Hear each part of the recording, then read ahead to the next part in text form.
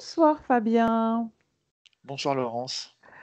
On se retrouve ce soir pour une investigation que tu ne connais pas. C'est la numéro 71 de la team Calogero Griffasi.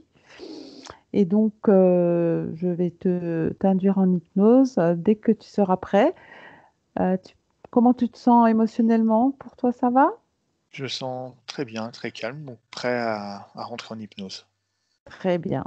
Donc, je vais te demander, Fabien, de prendre une profonde inspiration et une profonde expiration. Tu vas te détendre de plus en plus détendu, de plus en plus apaisé, tout en augmentant ton champ fréquentiel jusqu'à ce qu'on puisse descendre le plus profondément dans cette transe hypnotique. Tu peux prendre encore une profonde et ample inspiration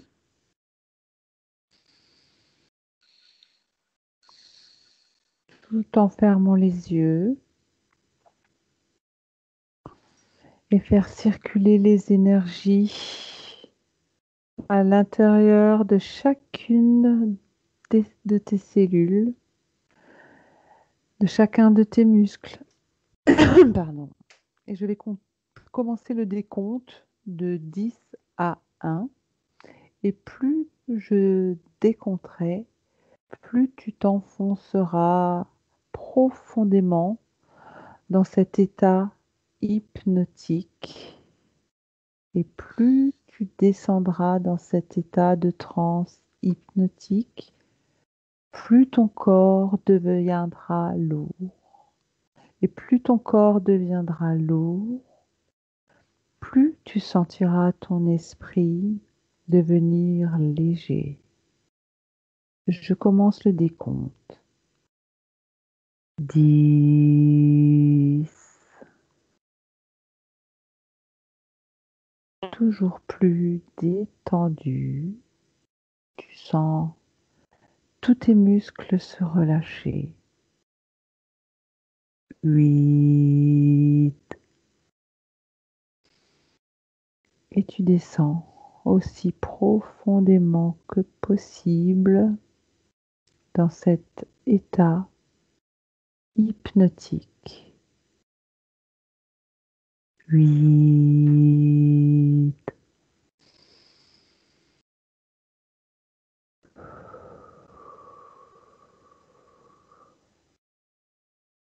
7.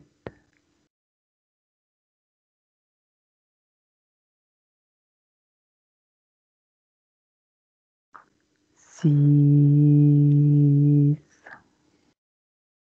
Et tu descends encore plus profondément dans cet état de calme mental, d'apaisement. 5.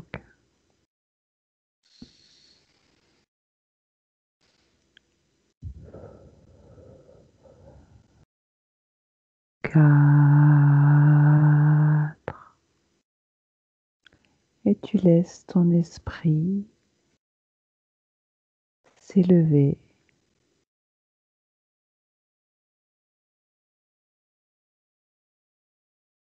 3. Toujours plus détendu, ton corps est de plus en plus lourd. Tu descends encore plus profondément dans cet état de transe hypnotique qui va te permettre de laisser ton esprit s'élever, devenir de plus en plus léger, de plus en plus fluidique. 2.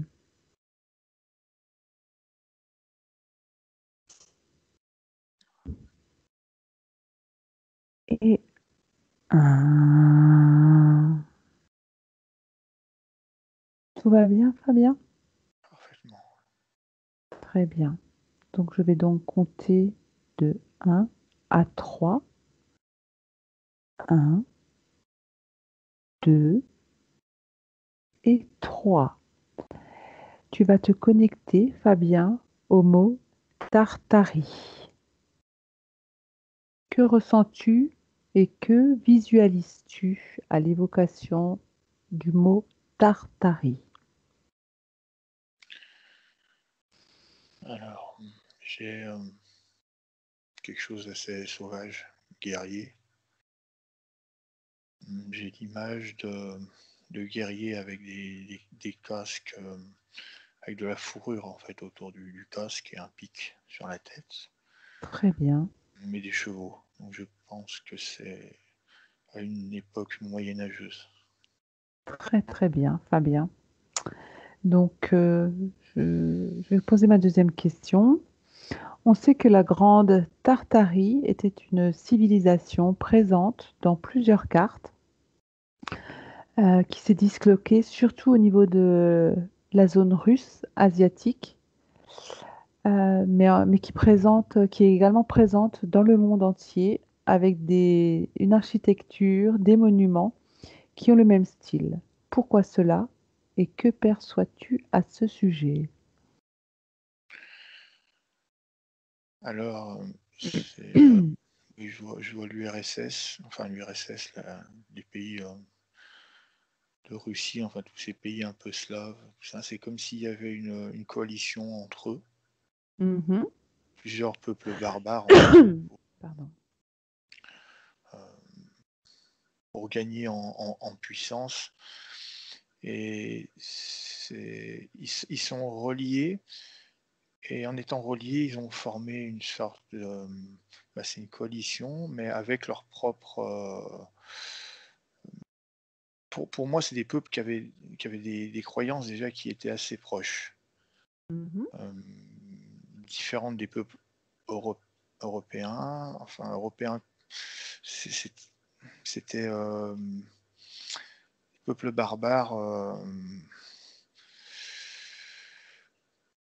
Oui, qui ont mis en place en fait, dans cette coalition, qui ont mis en place une sorte des règles, même du style d'architecture. D'accord.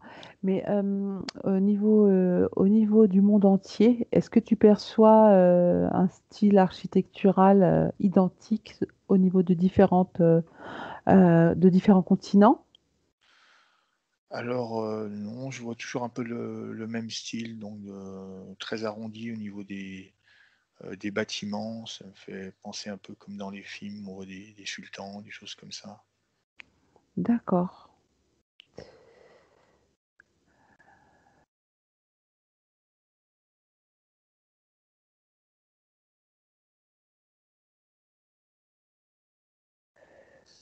Question suivante. Alors, est-ce que tu peux entrer en connexion ou observer les informations présentes dans les terres au sujet des immeubles ou de l'architecture de la Grande Tartarie? Quelles sont ses principales caractéristiques?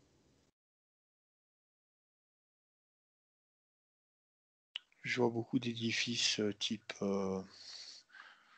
religieux, comme des églises et des sortes de congrès aussi où on se réunit.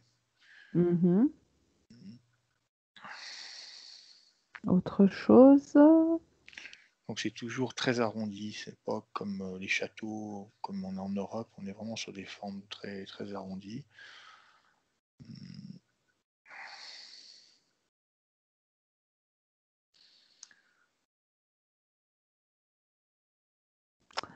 Ok.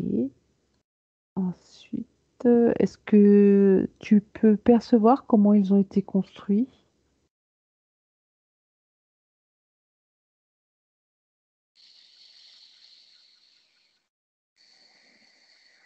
Alors une architecture qui est quand même assez, assez développé et techniquement, qui est assez technique. Alors,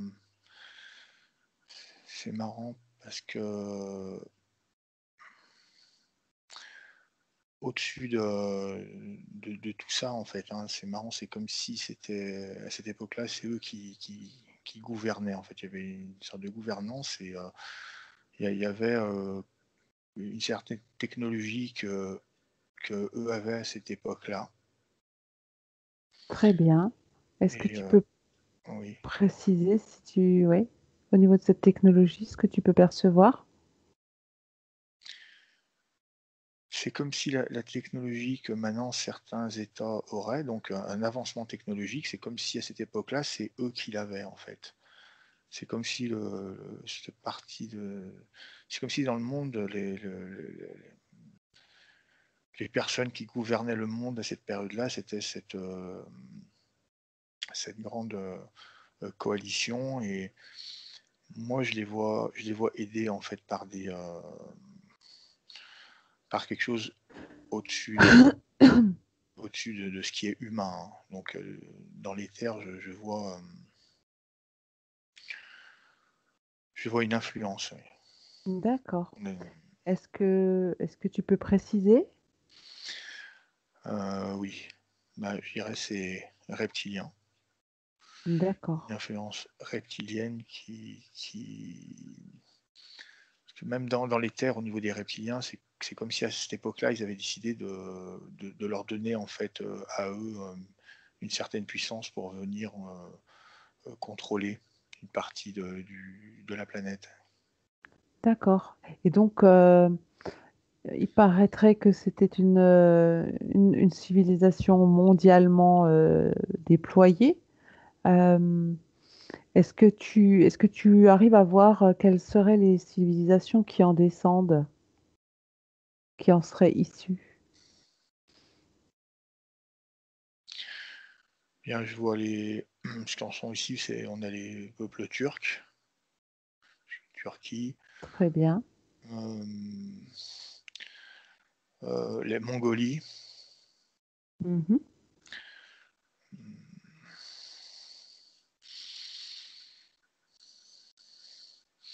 tout ce qui est, je dirais, Bulgarie. Oui. D'ailleurs, je pense que ça doit se voir encore dans certains vestiges qu'il doit y avoir dans ces pays qui doivent avoir les mêmes, architectures. D'accord. Est-ce que tu arrives à percevoir quelles sont les caractéristiques physiques des habitants de l'Empire de Tartarie? Je vois des hommes assez puissants, robustes. Mmh, vraiment comme le type de personne, turque, vraiment très compact, D'accord. des une sorte des barbares en fait. Ouais. Est-ce que tu arrives à percevoir comment cette civilisation était organisée d'un point de vue social? Alors, pour moi, c'est une civilisation déjà qui était, il y avait alors c'est marrant parce que ça ressemble, un peu à ce qu'on a maintenant. C'est-à-dire qu'on avait une sorte d'état profond dans cette organisation, quelque chose qui allait régner au-dessus des rois ou enfin de tout ça. Donc je pense un peu comme, une civilisation comme l'Égypte, des sortes de mages ou de prêtres. Mhm. Après en dessous, nous avions les dirigeants de l'État, ce qu'on peut appeler les rois ou ça avait peut-être un autre nom parce que je ne les vois pas comme des rois couronnés, c'est assez différent. Mais bon, ceux qui dirigeaient, le peuple avec, en dessous, bon, le système un peu politique comme on a. On voit beaucoup, je vois enfin beaucoup de puissance, au niveau militaire, donc une grande puissance militaire qui est souvent dans la conquête en fait, hein. C'était D'accord, ouais. une voilà, c'était une coalition de conquête en fait. C'était des conquérants, toujours essayer de gagner un maximum de territoire. Et très axé sur le pouvoir Très bien, et très nous avions après le intéressant. peuple. Mm. Est-ce que tu arrives à percevoir avec quelle technologie ils ont réussi à étendre leur, voilà, la conquête de tous ces territoires?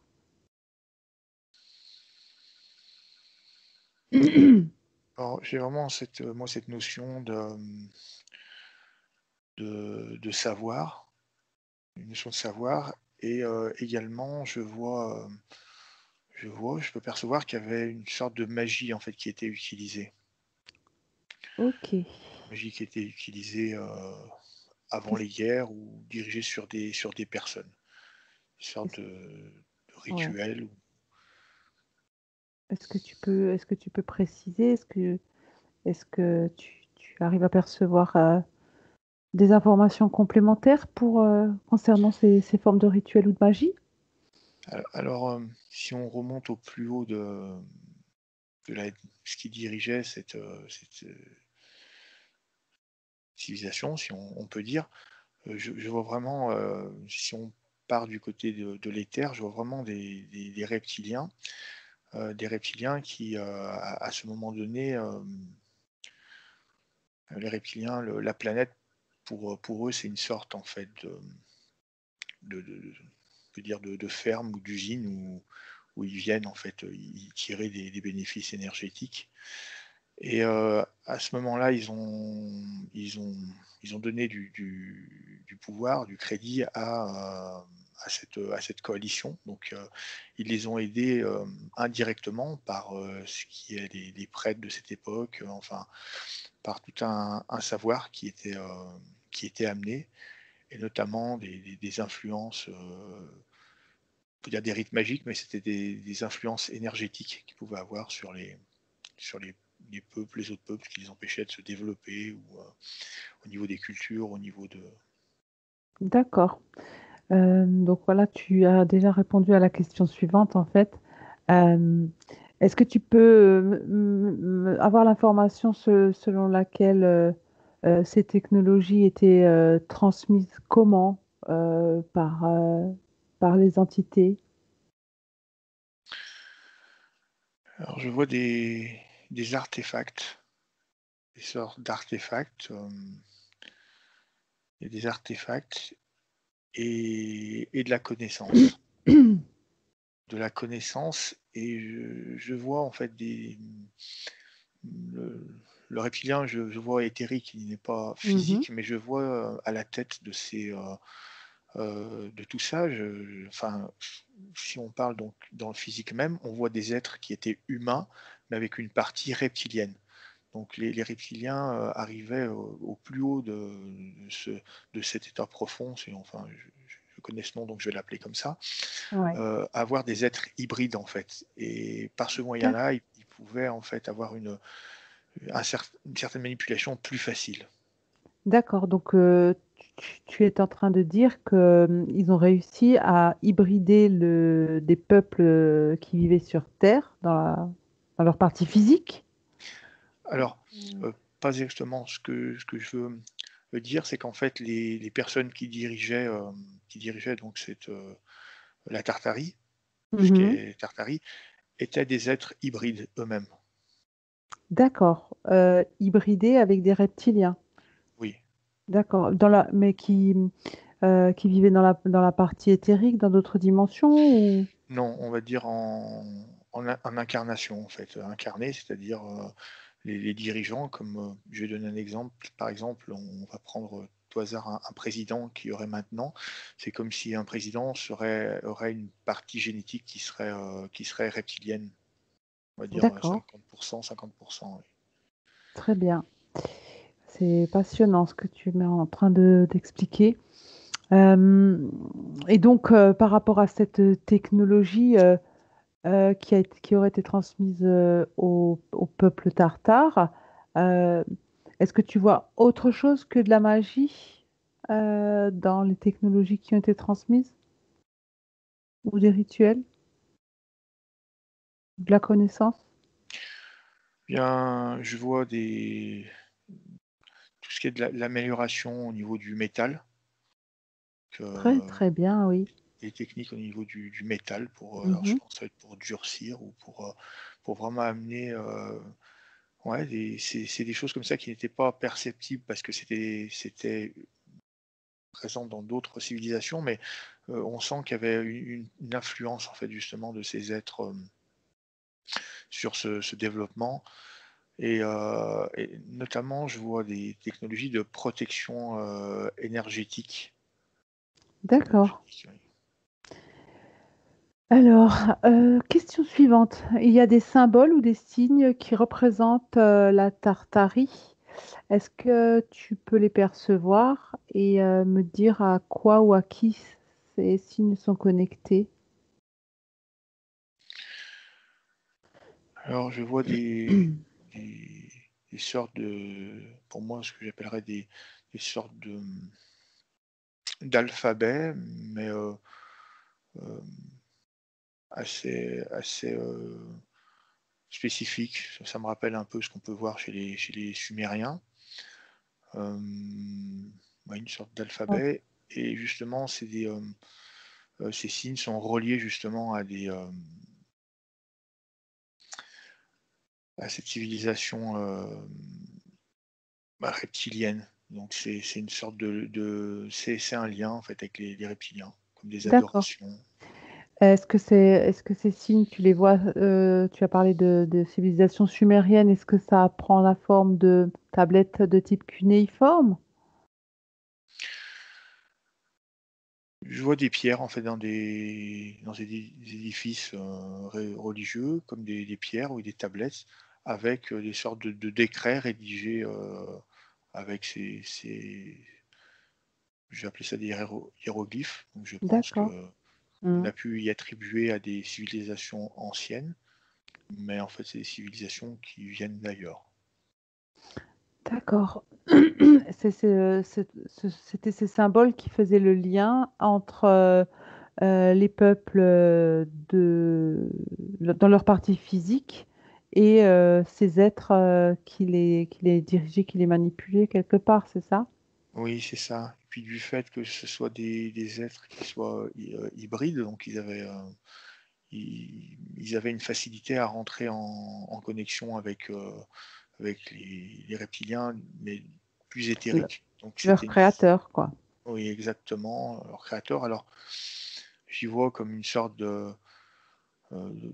d'incarnation. Ils venaient un peu, c'est comme si des consciences reptiliennes venaient s'incarner dans des corps humains. D'accord. Ok. Est-ce que en termes de nombre, tu perçois une grande proportion des populations de l'époque, ou en tout cas de ces civilisations qui étaient conçues de cette manière-là?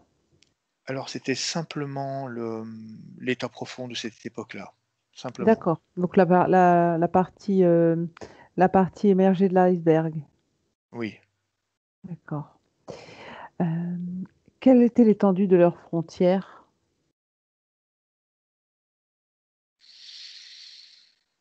Euh, Moi, je les vois vraiment tout autour de l'Europe. Je dirais l'Asie, ce qu'on connaît maintenant comme l'Asie, l'URSS, Turquie, en vraiment tout ce qu'il y a autour de l'Europe. Asie, D'ac- partie de l'Afrique, le- peut-être oui le haut, et tout ce qui est pays type russe, enfin moi, les Balkans, enfin tous ces pays. Mhm. Très bien. Pendant combien de temps cet empire a-t-il existé d'après les informations que tu peux recueillir?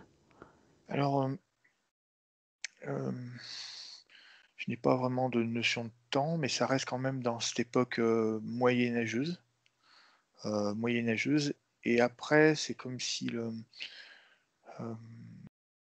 la civilisation reptilienne pas les abandonnait, mais quasiment, en fait, si, les abandonnait pour aller justement en- en- aller donner ce pouvoir en fait qu'ils avaient mis en place ailleurs, sur une autre partie, quelque chose de plus moderne en fait, parce qu'il y a eu un moment où c'était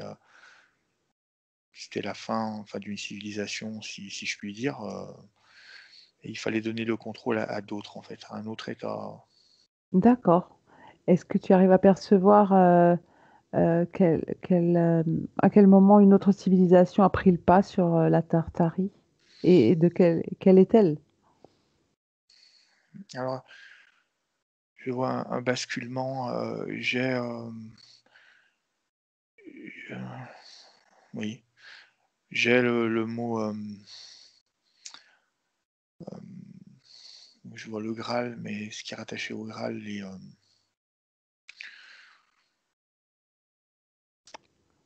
Ce qui est rattaché au Graal. Euh, je vois ce qui est franc-maçon, en fait. Donc la franc-maçonnerie, d'accord. franc-maçonnerie et l'Église, en fait, je vois le système, d'Église, Religieux? oui, religieux, en fait. Il y a eu un basculement entre les 2 en fait. Ok. Est-ce que ce basculement est lié au fait que la religion chrétienne ait tenté ouais, de, de développer la religion dans ces civilisations?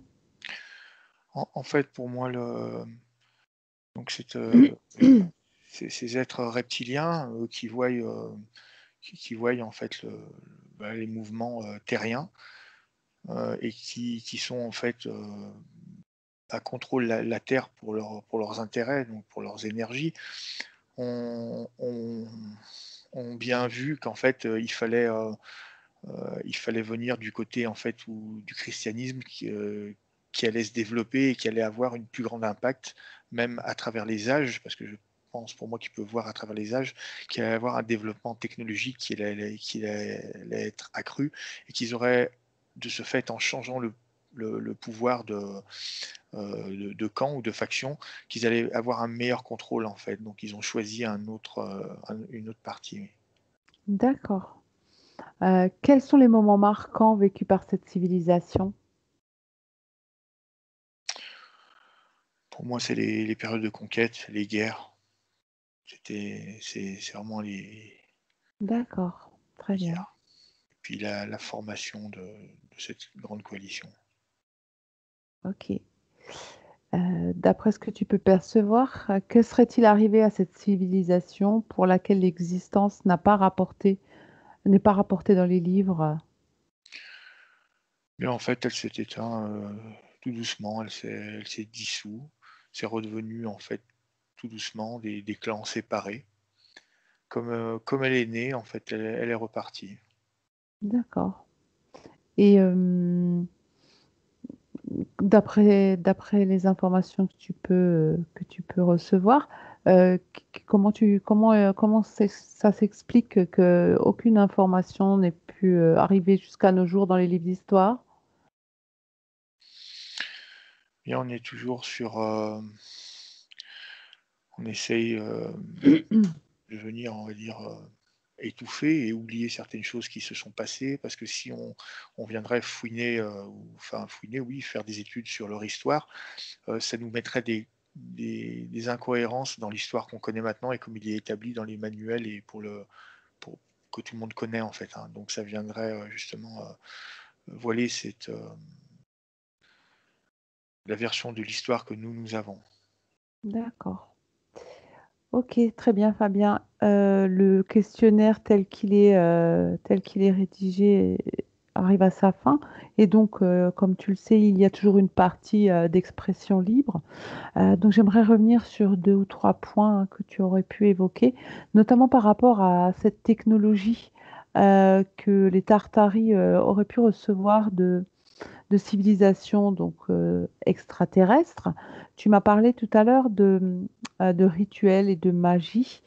Est-ce que, euh, est-ce que enfin, ces technologies liées à la magie et au rituel se sont perpétrées à travers le temps? Oui, en fait, c'est des rituels qui sont encore existants, mais qui appartiennent maintenant à des sortes de petits clans, donc c'est divisé, donc c'est un savoir qui est encore en connaissance pour des petits groupes ou des petites ethnies, en fait, Mm, voilà, d'accord. mais qui sont qui ont été quand même balayés par, que ce soit par l'ordre chrétienne, Mhm. quand nous avons eu, on va dire, Durant l'Inquisition, ouais. voilà, ça a été balayé en faisant passer ces rituels pour des choses sataniques, donc comme quoi il fallait se débarrasser.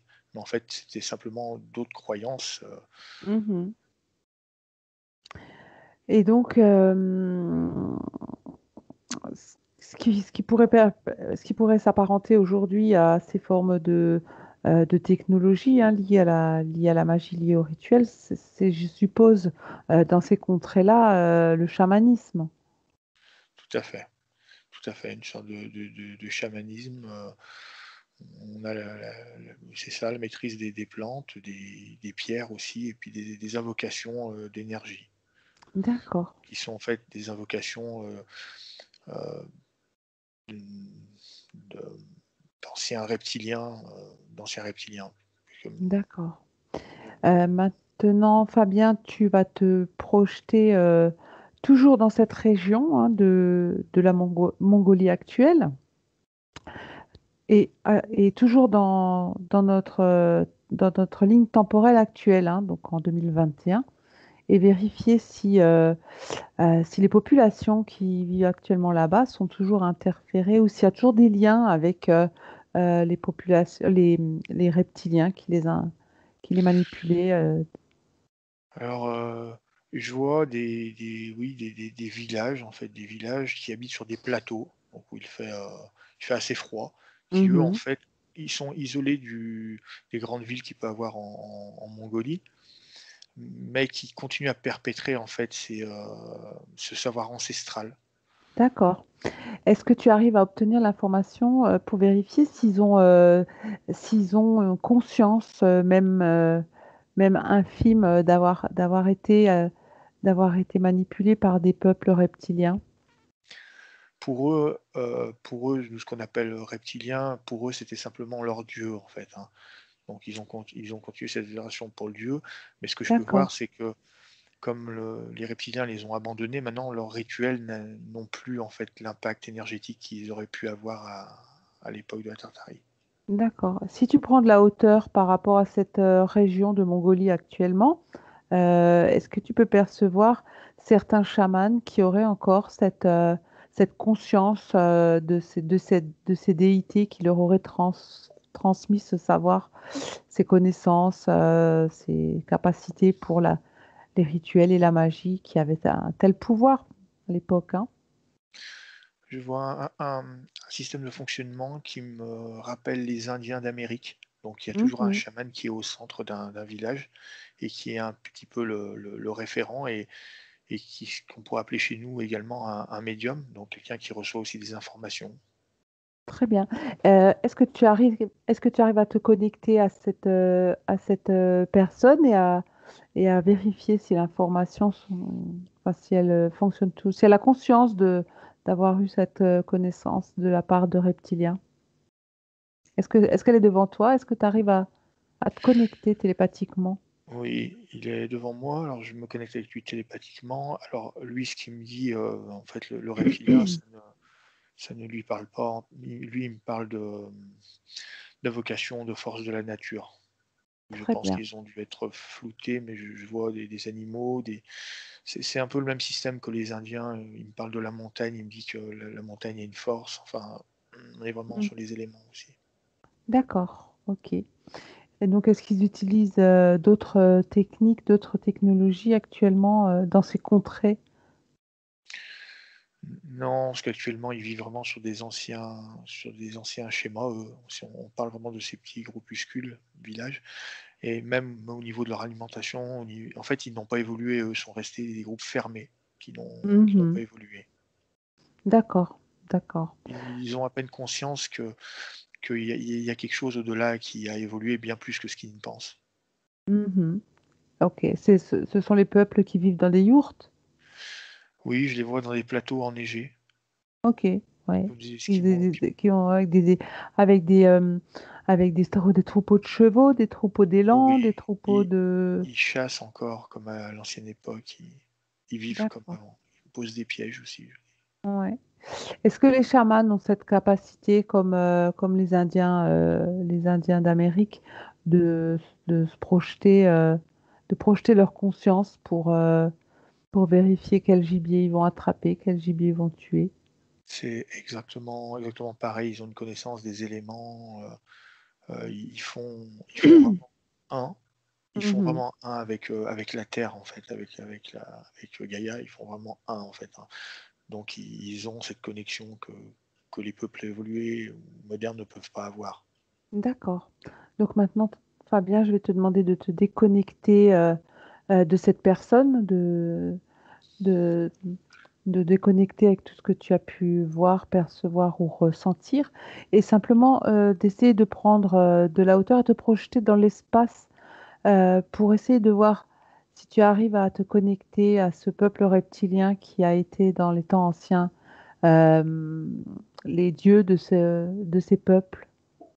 À mon 3, 1, 2, 3, tu te projettes dans les astres.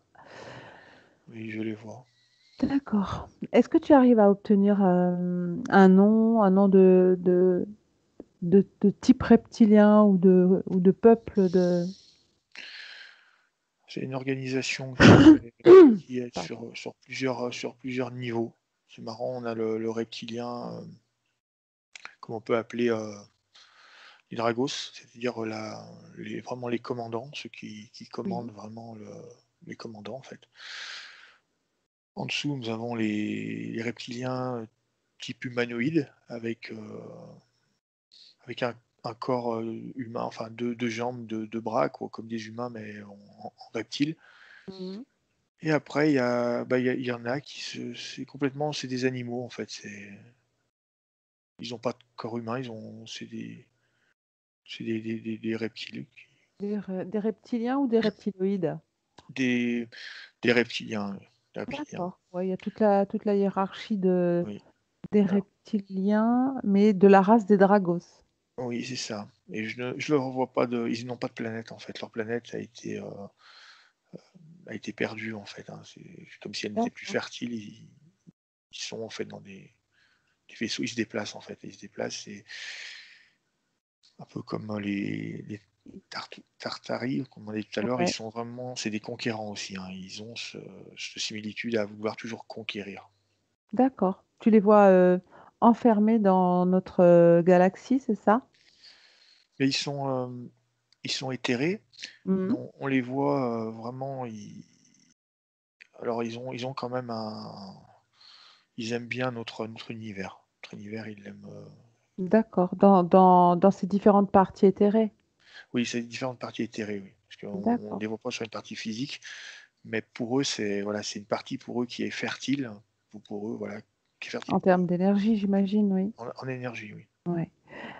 Est-ce que tu peux percevoir combien de vaisseaux leur appartiennent dans ce cosmos?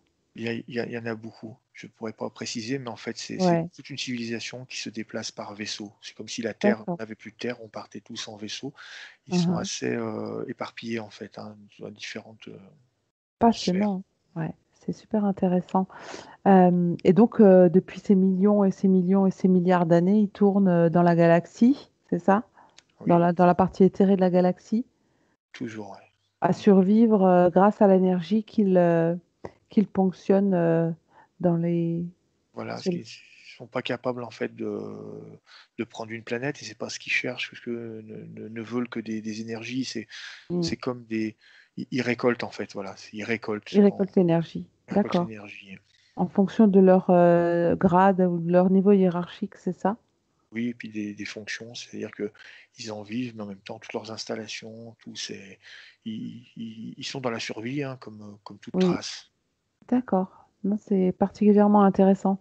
Et est-ce qu'ils arrivent à se reproduire? Oui. D'accord. Donc il y a des reptiliens mâles, des reptiliens femelles?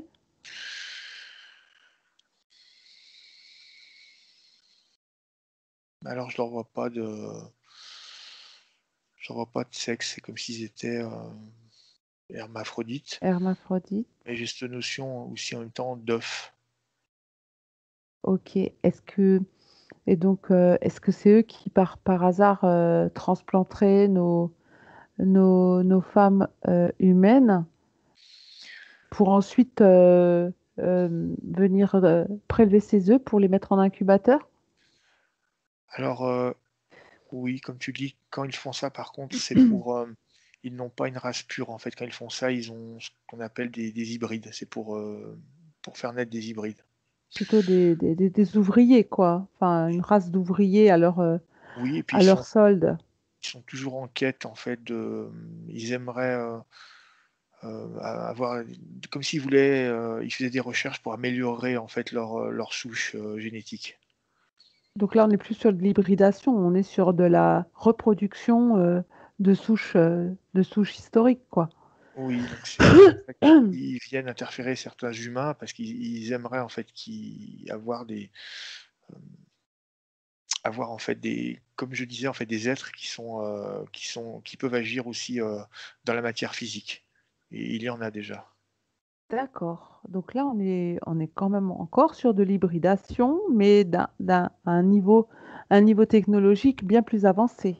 Oui, c'est très large leur recherche, hein, c'est très, très large. D'accord. Ok.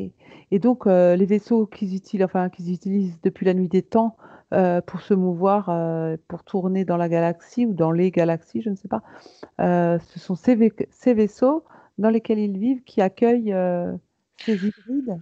Complètement, c'est des grandes structures, qui sont très, très grandes pour certaines, vraiment très, très grandes où c'est quasiment oui, il y a une vie dessus, en fait. Il y a une vie, il y a Ça. il y a vraiment tout. Il y Mm. a tout, en fait, hein. Ça peut aller des couveuses aux endroits où leurs habitations, c'est comme s'ils avaient des planètes, flottantes. D'accord. Et donc, Fabien, est-ce que tu les vois vivre en famille, puisque tu les voyais plutôt hermaphrodites? Ils ils ils ont quand même ils ont quand même une façon de vivre qui est très indépendante. C'est-à-dire que même entre eux, on est toujours sur une hiérarchie. On n'a pas cette notion d'amour ou comme on peut avoir, sur terre, de fraternité, en fait, entre frères, sœurs, parents. C'est tout hiérarchisé, en fait, c'est comme s'il y avait on a les soldats, après bon, ben, les plus petits soldats, c'est vraiment Mm. hiérarchisé, et je vois pas de notion d'amour, ou le mot qui me vient pour eux, c'est survie, ils veulent survivre. C'est tout, quoi. D'accord. Donc, on n'a pas de... Ouais. Donc, ils tournent inlassablement dans l'univers juste pour survivre. Et donc, est-ce que... Bon, je pense qu'au final, certains finissent par mourir. Donc, leur population doit diminuer, non? Mais il y a c'est constamment, en fait, régénéré. C'est comme s'il y avait même des sortes d'embryons qui attendent d'être mis en service. C'est comme s'ils avaient du stock, en fait. D'accord, oui. Donc, visiblement, ils vont perdurer longtemps, quoi. Oui, puis ils ont besoin de ça, en fait, pour ce qu'ils font, pour les conquêtes, ils ont besoin de. Mm. Quand tu évoques le terme de conquête, euh, quel est encore aujourd'hui le type de conquête qu'ils pourraient être amenés à faire? Bien, pour l'instant, c'est des conquêtes énergétiques. Donc, D'accord. d'interférences, de drainage, alors que ce soit Mm. sur les personnes, il y a même aussi, ils viennent même drainer de l'énergie sur des planètes qui ne seraient pas habitées, mais du fait de leur structure, en fait, énergétique, ils arrivent aussi à venir tirer une énergie. D'accord, ok. Et cette énergie, elle se matérialise comment sur certaines planètes?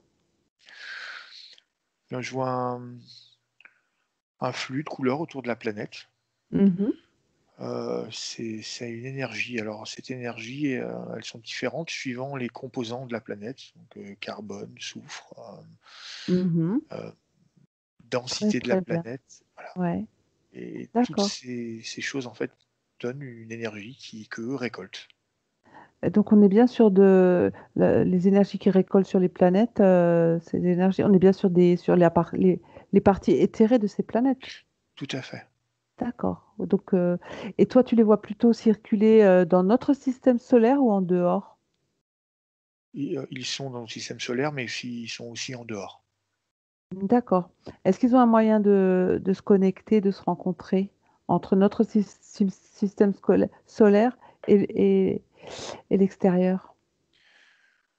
La connexion entre eux, oui, sont constamment en connexion. D'accord, parce il est dit que dans l'astral, les reptiliens ont tous été enfermés dans notre système solaire à une époque très reculée pour ne plus avoir à faire, à faire de mal sur les différentes planètes qu'ils colonisaient.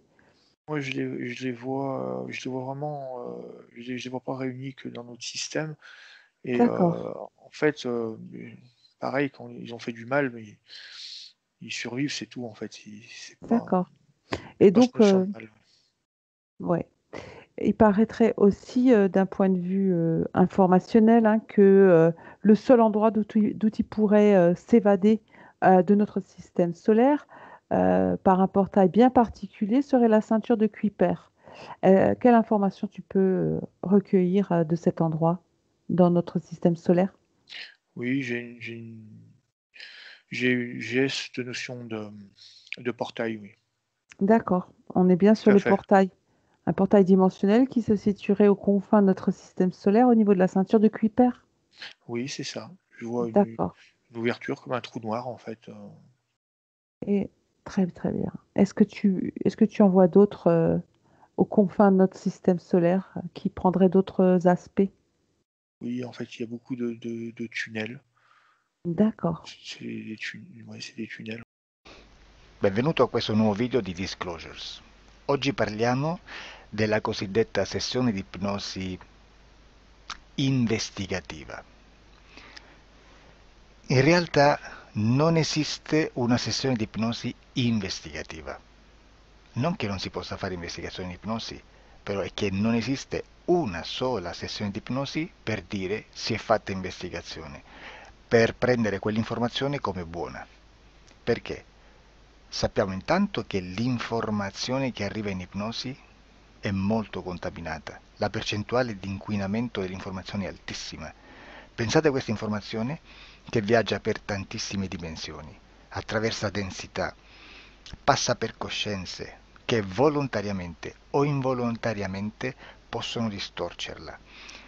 E poi arriva infine alla persona che sta in ipnosi, che ha una coscienza, ha una mente, ha un'esperienza e interpreta questa informazione secondo la sua struttura mentale, secondo le sue credenze, che per quanto si possa essere più o meno liberi mentalmente, liberi pensatori, sempre c'è una parte subliminale che interpreta in base all'educazione ricevuta, alla cultura e perché no, anche tutte le esperienze di esistenze passate che ancora lasciano un segno in noi.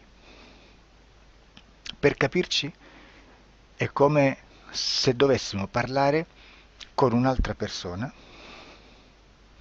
immersi nell'acqua, a qualche metro di distanza, cercando di utilizzare un mezzo, che è quello della corda vocale, che è fatto per produrre suoni da trasmettere nell'aria. Noi stiamo utilizzando questo strumento per far passare un'onda sonora nell'acqua o in un liquido. Chiaramente il suono viene completamente distorto, sempre ammesso che sia per il nostro corpo facile e non difficoltoso poterlo fare senza avere dei problemi come ingurgitare acqua o eccetera. Ma non solo. Supponiamo che per questo tipo di comunicazione utilizziamo anche due lingue diverse, per esempio un italiano e un russo o un giapponese. Per quanto possiamo anche interpretare il labiale, non possiamo capire quello che ci sta dicendo perché la lingua è diversa. La lingua, diciamo, da dove parte l'informazione a dove arriva è completamente diversa, il codice, il linguaggio è diverso, ma possiamo anche cercare di capirci attraverso i gesti, attraverso le espressioni facciali. Per quanto sia ipoteticamente facile poterlo fare sott'acqua, però non dobbiamo dimenticare che l'acqua non è l'aria e può distorcere l'immagine, ma non solo. Dobbiamo anche pensare che l'altra persona, che parla un'altra lingua, che viene da un'altra cultura, potrebbe interpretare i segnali che noi interpretiamo come X in Y. Per noi un sì è abbassare la testa dall'alto verso il basso, per esempio, sì, e il no da sinistra verso destra, no. In alcuni paesi orientali, come le Filippine credo o qualcun altro, utilizzano esattamente gli stessi segni, ma al contrario. No, sì. Immaginate due persone di queste due culture che stanno cercando di comunicare in maniera così difficoltosa e alla fine non gli rimane altro che interpretare il linguaggio corporale. Sì, che per l'altro invece no. Cosa voglio dire con questo esempio estremo? Che l'informazione da dove parte a dove arriva viene completamente deformata. Non sappiamo esattamente quale percentuale perché ogni situazione è a sé stante, però la percentuale di inquinamento, di distorsione, di contaminazione di questa informazione è assolutamente alto. Quindi fare una sessione investigativa, mettere una persona in ipnosi e chiedere di Tizio Caio Sempronio di una situazione o chiedere certi dati è assolutamente controproducente, è assolutamente inutile. Quindi vi chiederete cosa fate allora voi quando fate ipnosi, quando fate delle domande, quando cercate delle risposte e con queste informazioni che vi arrivano lavorate sulla situazione esoterica del cliente. Beh, non facciamo altro che recuperare questa informazione solamente per arrivare al problema del cliente e poi lavorarci. Quindi il valore dell'informazione non è quello di un'istruzione, quello di memorizzare dei dati e di prenderli per buoni, ma è un veicolo di movimento, di trasporto verso la causa del problema per poi lavorarci. Quindi lo scopo di questo tipo di informazione che si prende dalla singola sessione è completamente un altro. Come si fa quindi? Investigazione in ipnosi. Il lavoro non è semplice, il lavoro è lungo, difficoltoso, stancante. È necessario farlo anche in squadra perché bisogna moltiplicare il numero di sessioni da fare e una sola persona potrebbe farlo soltanto in un tempo estremamente largo. Noi abbiamo delle informazioni che prendiamo ormai per buone, ci lavoriamo, danno dei risultati e quindi per noi sono buone.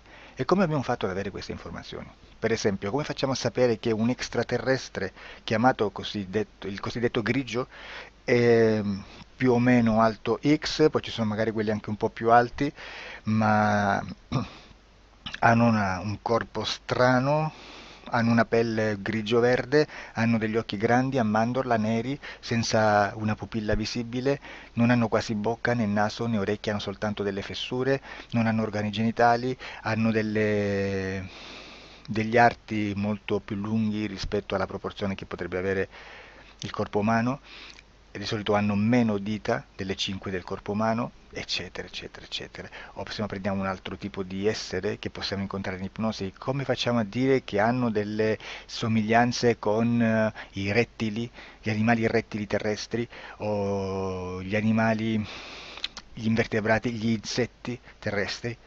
Perché? Perché siamo sicuri di questa informazione e ci lavoriamo e quando ci arriva la prendiamo già per buona, nonostante sia anch'essa contaminata. Perché queste informazioni sono arrivate da tantissime sessioni, fatte da tantissime persone, con tantissime altre persone sotto ipnosi e che nel contesto di tutto il lavoro gli uni non sapevano degli altri. Questo dato può essere più o meno rilevante, sempre c'è contaminazione e quindi possiamo prendere per buono anche un gruppo di lavoro dove l'uno possa sapere dell'altro. Ci potrebbe essere una contaminazione del contesto di quel gruppo di lavoro, ma si aggiunge semplicemente una piccola percentuale di questa contaminazione a già la grande che esiste. Non è così impossibile lavorarci. Da tutte queste sessioni, da questo grande numero di sessioni, migliaia, diciamo migliaia, noi prendiamo solamente quell'informazione che è uguale a tutte, che è in comune a tutte, o a quasi, perché magari qualcuna ci potrebbe essere niente in comune per una fortissima contaminazione, perché no? Ma dobbiamo prendere una stragrande maggioranza, proporzionalmente abnorme rispetto a quello che potrebbe essere un minimo di scartabile, e lì possiamo prendere per buona questa informazione. Quindi se noi su 10.000 persone diverse, con operatori anche diversi, in cui in ogni sessione vediamo un essere che più o meno ha le stesse caratteristiche del grigio o dell'insettoide, a forma di mantide religiosa, o il rettile a forma di lucertola, per esempio, di serpente o di quello che sia, o se vediamo il pianeta Marte più o meno di colore rosso, o se vediamo dei sotterranei eterici, non fisici, nel sottosuolo terrestre, soprattutto sotto le grandi città, dove c'è concentrato molto potere, molta energia di questo tipo, e chi più ne ha chi più ne metta. Se vediamo degli impianti che hanno certi tipi di funzioni, certi tipi di forme in certe parti del corpo, e questa informazione la ritroviamo tutta o quasi in tutte le sessioni fatte, eseguite, realizzate da tanti anni a questa parte, significa che quella è una informazione affidabile. E vi posso garantire che stiamo parlando di una percentuale bassissima. Su un 100% staremo, credo, forse più in basso di un 3, di un 2-3%. Immaginate, tutto il resto è spazzatura, è informazione spazzatura. Sì, spazzatura.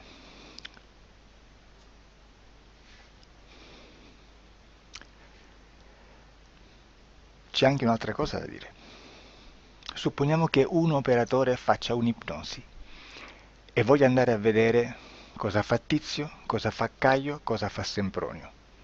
Arrivano delle informazioni e si dice che Tizio è biondo, Caio è zoppo e Sempronio è uno sportivo. Intanto già abbiamo detto che una sessione soltanto non serve, d'accordo? Ma poi c'è da dire che una coscienza, un essere, in ambiente subliminale, la sua parte subliminale potrebbe non dare autorizzazione a questa fuoriuscita di informazioni. Mi potreste dire, e allora tu quando chiedi agli esseri cosa fanno, cosa non fanno? Beh, intanto la prendo sempre con le pinze, perché abbiamo sempre detto che tutto è molto contaminato e mi serve solo per dirigermi da una parte. Ma c'è anche da dire che se un essere interferisce con l'altro, ha aperto un canale di comunicazione a cui non può ovviare, a meno che non lo recida, non lo annulli. Quindi quando io faccio la domanda a un essere, se lo faccio attraverso l'interferito, mi arriva l'informazione per un canale aperto che sottostà alla volontà dell'interferito. Sulla volontà dell'interferito parleremo in un prossimo video disclosures. Però, se io voglio fare un'investigazione sopra Tizio, Caio e Sempronio, che non hanno nessun collegamento, nessuna interazione e nessuna interferenza con il soggetto con cui io sto realizzando l'ipnosi, non è detto che mi arrivi questa informazione. Assolutamente. Potrebbe esserci completamente un muro. Come potrebbe esserci informazioni, perché quell'altra parte potrebbe autorizzare comunque. Ma non è detto. E comunque quando ci arrivano informazioni, in una situazione di non interferenza o non interazione, non possiamo sapere esattamente se sono informazioni che ha autorizzato la parte subliminale dell'altra persona o dell'altro essere, o qualche altro essere, qualche altra entità furba approfitta della situazione, osserva quello che sta succedendo, si mette in mezzo, si fa passare per l'altro e dà informazioni ovviamente distorte, prima perché non è detto che debba conoscerle, e anche se fosse potrebbe manipolarle a sua volontà e a suo vantaggio. E quindi immaginate che situazione ridicola ci si viene a trovare, in quale situazione ridicola ci si viene a trovare in questi casi. Da qui si vede quando un operatore riesce a utilizzare l'informazione in ipnosi come per lavorare su un soggetto. Da qui l'osservatore attento delle sessioni di ipnosi riesce a capire se quell'ipnosi è un'ipnosi affidabile, un'ipnosi con un livello di informazione certa, con una alta percentuale di informazione certa. Non vi nascondo che in futuro potrei anche impostare un lavoro per decifrare che livello di certezza di informazione c'è in un'ipnosi, analizzandola e spiegando il perché, spiegando i meccanismi di analisi di un'informazione in ipnosi, che poi anche è molto istintivo. Supponiamo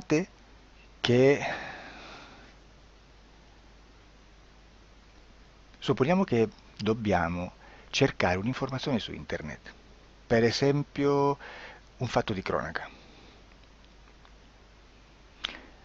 Voi preferite mettervi su un sito ufficiale?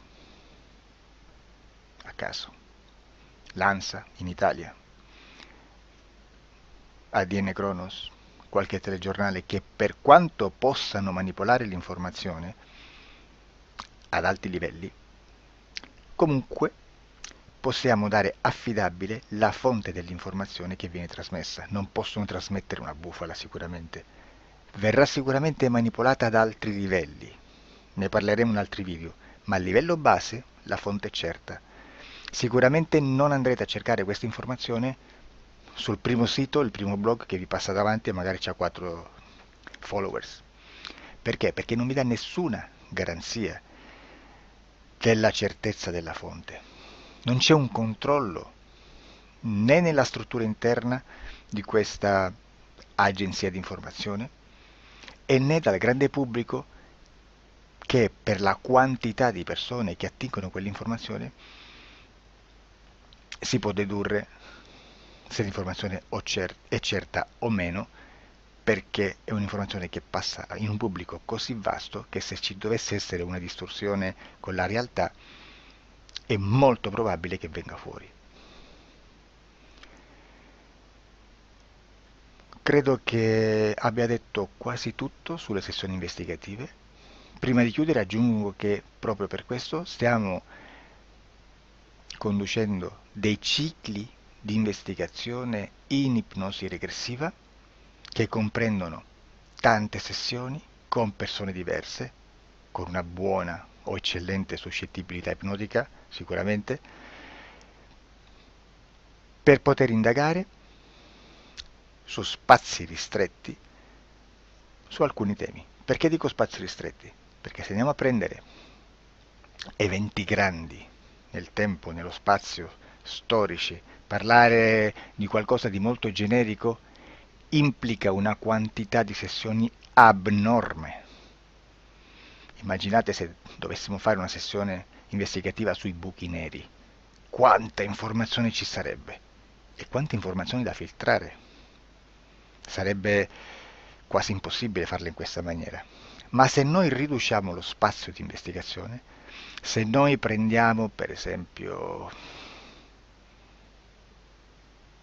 investighiamo sulla pedofilia nella Chiesa Cattolica, ecco, se già restringiamo il campo d'azione è molto più facile che possiamo attingere informazioni affidabili, presuntamente affidabili, con un numero di sessioni sicuramente alte, ma ridotte rispetto ad altri tipi di sessioni molto più generiche, su temi molto più generici.